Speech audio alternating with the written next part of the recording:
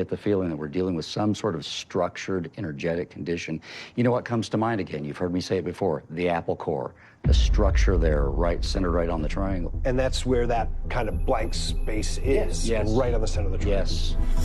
We look back at like Jeremiah's data and what was going on in the air. Could there be a correlation between that data and what we're describing here, this kind of blank space right in the center of the triangle? I have to think there is. Right. But the big thing that it correlates with is Jeremiah suggested that there was an energy source above the bubble on the order of a 1 to 3, maybe tens of gigawatts continuous. Now, think about this. A nuclear power plant typically runs at about a gigawatt if it's running full blast.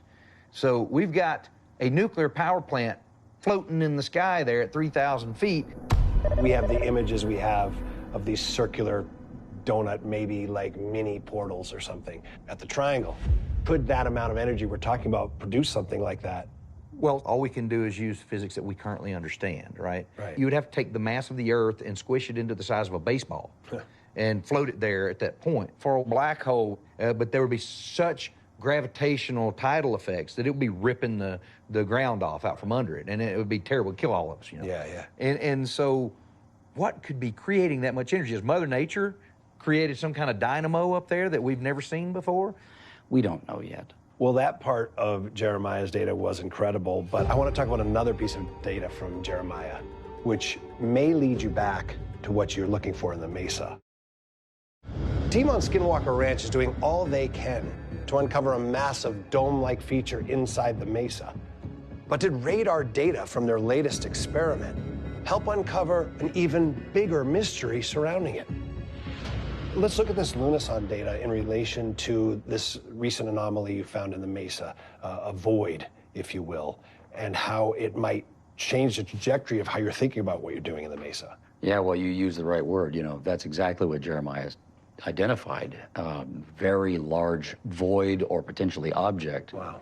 Yeah, the size of the object or void is also very similar in size to the ground-penetrating radar anomaly of the debris field or whatever we found there at the drill site.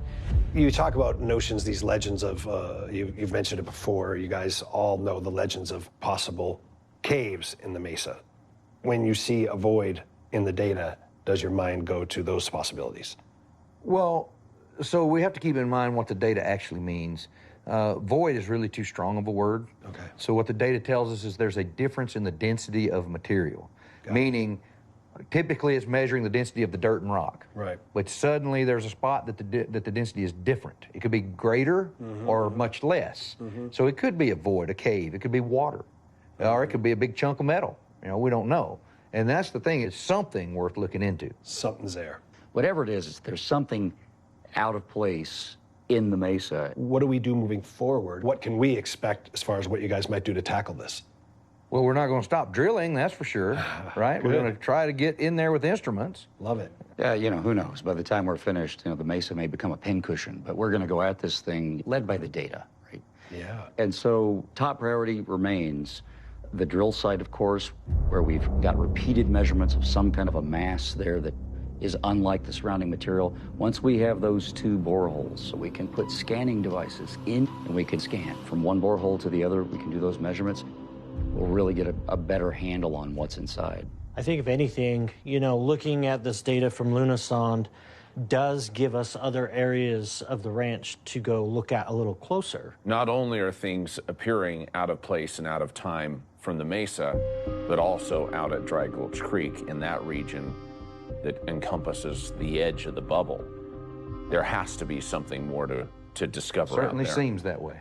And you know, the thing I'm excited about that area is that's very accessible with equipment. Yes. It didn't appear to be very deep. I mean, this is an area that we should be able to probe it much easier than we've been able to do in the mesa. The Lunasonde data bears witness to locations that have become interesting to us, you know, both there on the western part of the property in the mesa, as well as in the south, where we've, you know, had all this litany of things play out, you know, that silver orb, the burnt post. So I'm also encouraged by the fact that that southern feature is accessible. It's not the same challenge as dealing with the mesa.